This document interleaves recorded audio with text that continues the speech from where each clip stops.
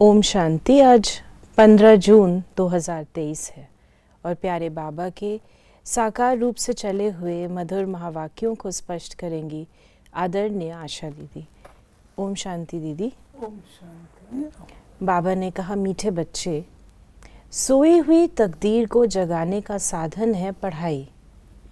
ये पढ़ाई ही source of income है जिससे 21 जन्मों के लिए तकदीर जग जाती है। बाबा ने ये बात बताई है, एक होती है तकदीर, एक दूसरा होता है तकदीर को बढ़ाना।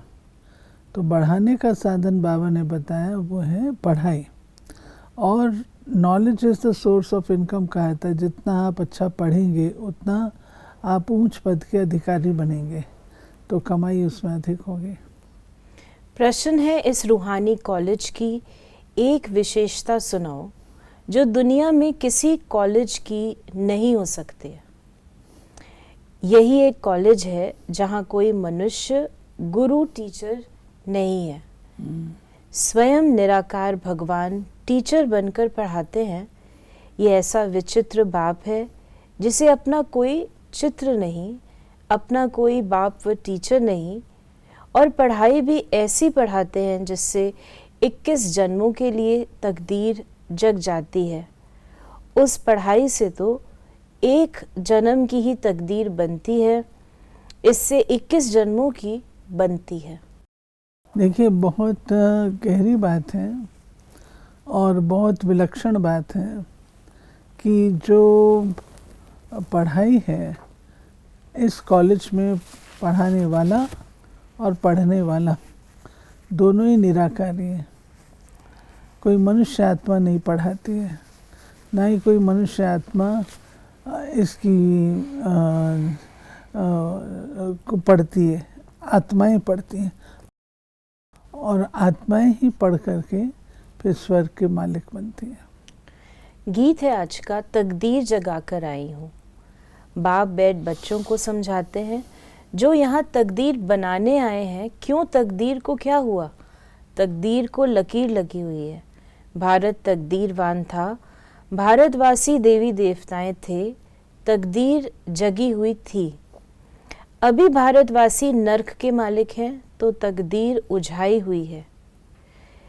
ये कौन समझाते हैं? जो सभी की तकदीर बनाने वाला है। ये है, बाबा ने कहा कि तकदीर सबकी अभी बुझ गई है। अभी कोई भाग्य है ही नहीं हाथों में, क्योंकि उसका कारण है कर्म श्रेष्ठ नहीं है। कर्म श्रेष्ठ हो तो भाग्य भी अच्छा हो। इसलिए बाबा ने कहा तकदीर उझाई हुई है, बुझी हुई है। तो शिव बाबा आते हैं, हम सबको भाग्य की रेखा जगाने का ज्ञान देते हैं। फिर बाबा ने कहा कि ऐसे नहीं, सतयुग में इतने सब मनुष्य थे। पहले सतयुग में 9 लाख थे। देवी देवता धर्म की शुरुआत थी। ये बातें समझाने वाला है ज्ञान का सागर, मनुष्य सृष्टि का बीज रूप। बच्चों से पूछेंगे तुम्हारा बीज रचता कौन है, तो कहेंगे मम्मा पापा ने हमको रचा है, क्योंकि सब माँ बाप से ही जन्म लेते हैं। बाबा ने कहा, कहते हैं कन्या वो जो 21 कुल का उद्धार करे। अब बाप बैठ समझाते हैं कि ये जो ब्रह्मा कुमारियाँ हैं, ये इस समय भारतवासियों का 21 जन्म के लिए उद्धार करती हैं। बाबा ये सब कन्याओं को कुमारियाँ हमेशा महत्व देते हैं और कुमारियों का गायन है कि कुमारियाँ जो हैं, कन्याएं जो हैं, 21 कुल का उद्धार करती हैं। ये सब कुमारियाँ हैं, भल शादी की हुई है, लेकिन ब्रह्मा कुमार कुमारियाँ बने तो भाई बहन हो गए। पवित्रता का तो मान है ना। बाबा ने कहा कि जो देवी देवता धर्म वाले थे वही अपने को हिंदू कहलाते हैं, क्योंकि अपने धर्म को भूल गए हैं। हिंदू कोई आदि सनातन धर्म नहीं है। फिर बाबा ने कहा कि ये ब्रह्मा का भी पतित शरीर है, तो उनमें ज्ञान सागर बाप आते हैं। तो बाबा धर्म स्थापक कैसे आते हैं? बाबा ने कहा कि तुम जानते हो कोई भी पतित आत्मा धर्म स्थापन कर न सके। जो धर्म स्थापक होते हैं वो पहले पवित्र होते हैं, फिर पवित्र शरीर में प्रवेश कर धर्म स्थापन करते हैं। ये जैसे धर्म स्थापकों की विशेषता है जो शिव बाबा के बाद उपलब्ध है कि ये प्रवेश करते हैं, जन्म नहीं लेते हैं। ये विशेष बात है। वो पवित्र आत्मा है, ऊपर से आती हैं और जो तन एग्जिस्टिंग होता है, जिस तन में उनको प्रवेश करना है, प्रवेश करती हैं और अपना पार्ट प्ले करती हैं धर्म स्थापना का। फिर बाबा ने कहा कि ये ब्रह्मा का भी पतित शरीर है, तो उनमें ज्ञान सागर बाप आते हैं। तुम जानते हो हमारा वो बाप है। अब तुम्हें आत्म अभिमानी बनना है। देह में आत्मा रहती है। जैसे कोई कहता है मैं मर्चेंट हूँ, ये आत्मा ने इस ऑर्गन्स द्वारा कहा। फिर बाबा ने कहा कि बेहद का बाप कहते हैं, मेरा कोई बाप नहीं है, न टीचर है। सतयुग में भी बच्चे राज विद्या पढ़ने स्कूल में जाएंगे, टीचर होगा। हमारा कोई टीचर नहीं है। मैं तुमको राजयोग की शिक्षा देता हूँ। मैं कोई राजा महाराजा नहीं बनूंगा, तुम बच्चे बनेंगे। पूज्य श्री लक्ष्मी श्री नारायण थे, सतयुग में राज्य करते थे। ये निराकार बाप इस शरीर में विराजमान हो पढ़ाते हैं आत्माओं को। हम आत्माएं पढ़ती हैं। फिर बाबा ने कहा कि अभी तुम बच्चे जानते हो बाबा से तकदीर बनाने आए हैं। स्कूल में तकदीर बनाई जाती है, पढ़कर पास करेंगे, टीचर बनेंगे। तुम 21 जन्मों के लिए तकदीर बनाते हो। फिर बाबा ने कहा कि वो है शरीर निर्वाह अर्थ धंधा एक जन्म के लिए। बाप तो कहते हैं मैं तुमको 21 जन्मों के लिए सुख शांति का वर्षा देता हूँ। ये बेहद के बाप ने कहा, उनका कोई बाप नहीं है। तुम बच्चे कहते हो बाबा हम आपके हैं। बाबा भी कहते हैं हाँ बच्चे, तुम हमारे कल्प पहले थे, अभी फिर बने हो। ये है ईश्वर बाप से बच्चों का स्नेह। जो बच्चे कल्प पहले वाले होते हैं वो बाबा को तुरंत पहचान लेते हैं, उनको मेहनत नहीं लगती है। तो बाबा कहते हैं कि बच्चे कहते हैं बाबा हम आपके हैं। बाबा कहते हैं हाँ बच्चे, तुम भी मेरे कल्प पहले वाले बच्चे हो। कहते हैं मैं तो सब, बाबा कोई शास्त्र आदि नहीं पढ़ते, कहते मैं तो सब कुछ जानता हूँ। ये सिर्फ तुम्हारी बुद्धि में ही है कि वो मोस्ट बिलवेड बाप जिसको सब याद करते हैं, इस पतित दुनिया में आओ, आकर हमको सुख घनेरे दो। तुम मात पिता हम बालक तेरे, अब सम्मुख आकर बच्चे बने हो।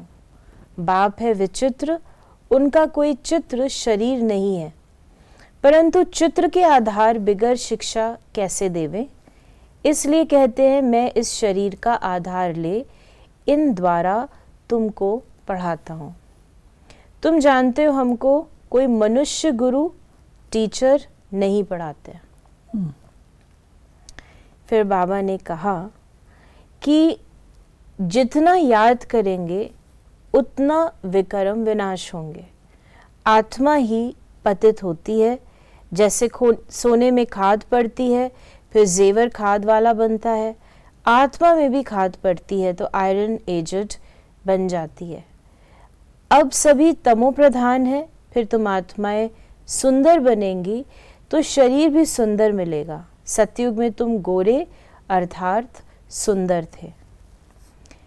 फिर बाबा ने बताया जैसे क्वालिटी होती है आत्मा की, उसी अनुकूल उसको जन्म मिलता है।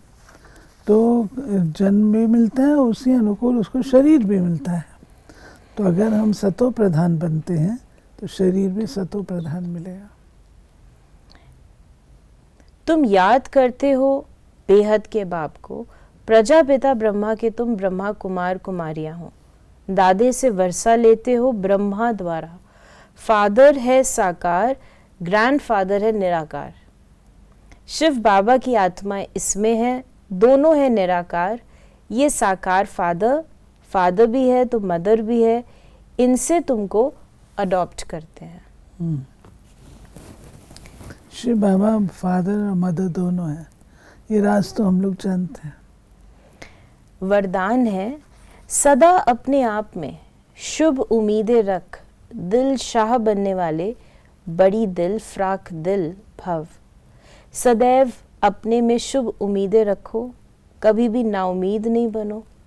जैसे बाप ने हर बच्चे में शुभ उम्मीदें रखी, कोई कैसे भी है, बाप लास्ट नंबर से भी कभी दिल शिकस्त नहीं बने, सदा ही उम्मीद रखी। तो आप भी अपने से, दूसरों से, सेवा से कभी नाउमीद दिल शिकस्त नहीं बनो, दिल शाह बनो। शाह माना फ्राक दिल, सदा बड़ी दिल। कोई भी कमज़ोर संस्कार धारण नहीं करो, नॉलेजफुल बन माया के भिन्न भिन्न रूपों को परख कर विजयी बनो। देखिए, बाबा ने कहा नॉलेजफुल और परख। तो पहले तो माया की नॉलेज चाहिए, और जब नॉलेज है तो उसके बाद माया किस रूप से आ रही है उसकी परख चाहिए। स्लोगन है, आप और बाप दोनों ऐसा कंबाइंड रहो जो तीसरा कोई अलग कर न सके। तो ये थे बाबा के आज के मधुर महावाक्यों का स्पष्टीकरण। यदि आपके मन में कोई सवाल है तो उसे आप व्हाट्सएप मैसेज कर सकते हैं 8826599309 पर। ओम शांति।